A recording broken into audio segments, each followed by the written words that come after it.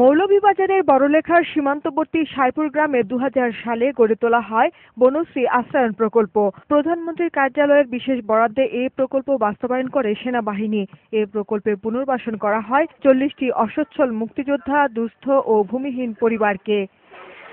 বাস্তবায়নের পর আর কোনো সংস্কার না হওয়ায় জীর্ণদশা প্রকল্পের ঘরগুলোর, ফলে অনিরাপদ ও ঝুঁকিপূর্ণ হয়ে যাচ্ছে ভূমিহীনদের এই বাসস্থান। আশ্রয়ন গোট সব কিছু বান্ধি আমরা এখন বললা তো আর জায়গা নাই, পানি নাই, রাস্তা নাই, খুব আশা আছি একটা রাস্তা হইতো, আমরা বাচ্চা কাচ্চা স্কুলে যাইতো। এদিকে রাস্তাঘাটের বেহাল দশা, বিদ্যুৎ, বিশুদ্ধ পানি ও স্যানিটেশন সংকটের কারণে মানবেতর জীবনযাপন করছেন প্রকল্পের বাসিন্দারা।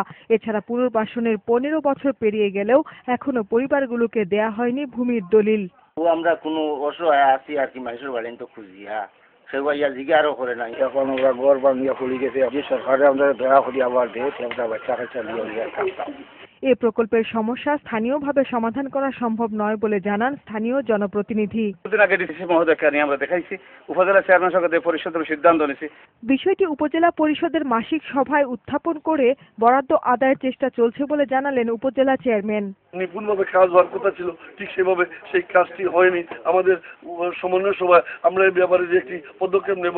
বনশ্রী আশ্রয়ণ প্রকল্প সংস্কারে দ্রুত পদক্ষেপ নেবে সরকার, এমনই আশা প্রকল্পের বাসিন্দাদের।